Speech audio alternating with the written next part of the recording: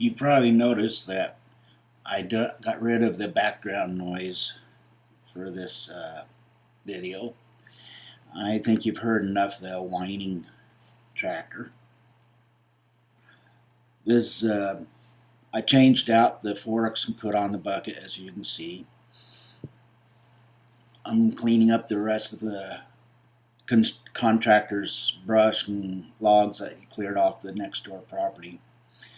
And I can use it to fill in where I had the floods where my garden used to be. And when the floods took off the first crop, it took about 6 inches of sand and dirt away. As soon as I rototilled and marked out the lines, got some plants up about 6 inches, we had another flood. And that time it took out over 10 inches of soil, dirt, sand, whatever. So I have all these rotten logs on my property that wasn't usable for building my shop. And of course the guy next door, the contractor, needed a place to get rid of stuff instead of burning it. And using logs and brush is called hugelkultur. Builds up the soils, helps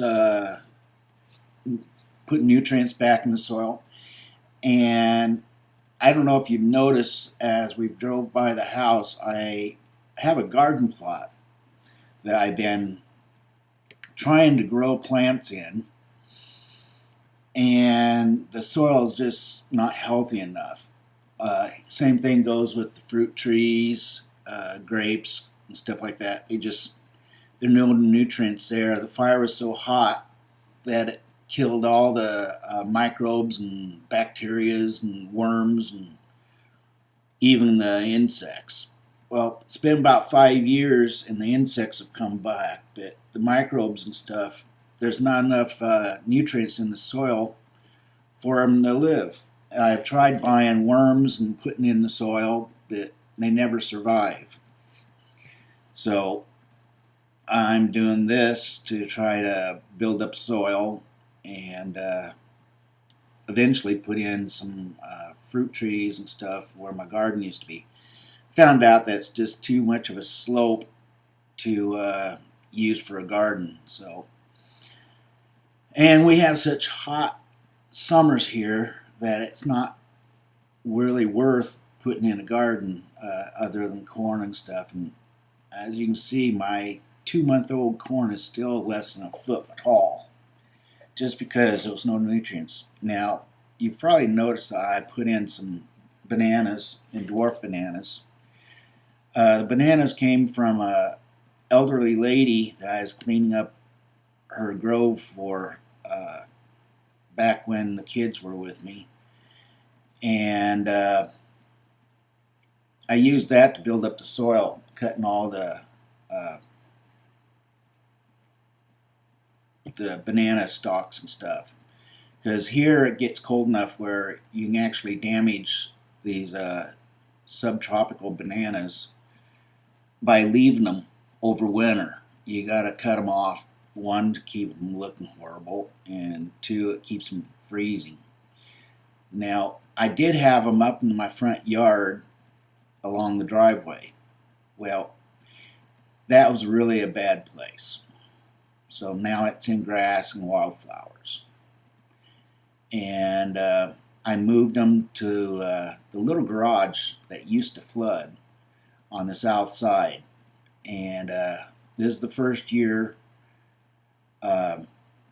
that they're really starting to show like they're getting a good root in there and stuff.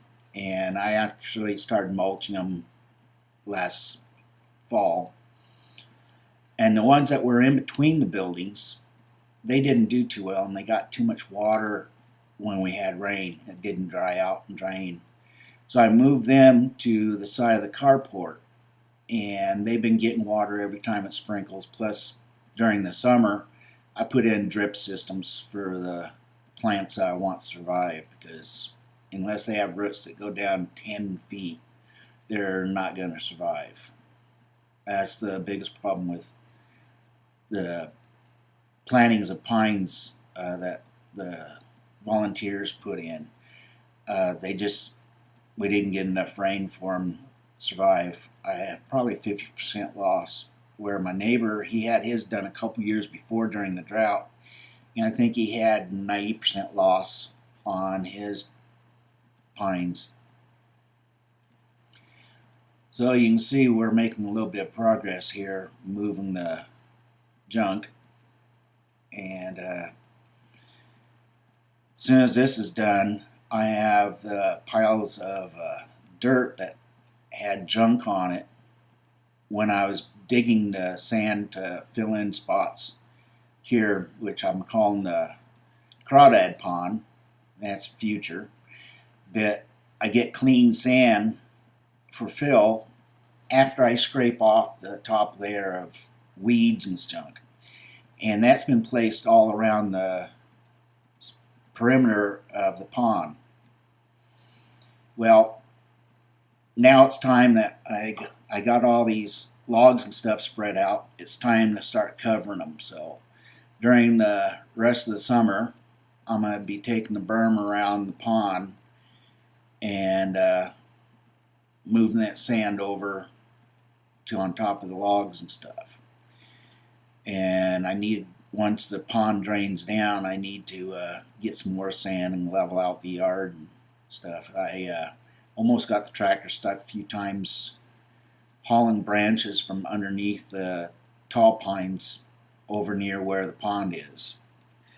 We got a lot of water this year, so I got the tractor stuck in one spot, and I had to rototill it and reseed. So the grass is coming up pretty good there, but we've got some rains that actually put in some ditches there. So that's just another project. I've been told that I'll never get all my projects done. I just said, well, I'm just going to have to live longer. So we'll see who is right on that.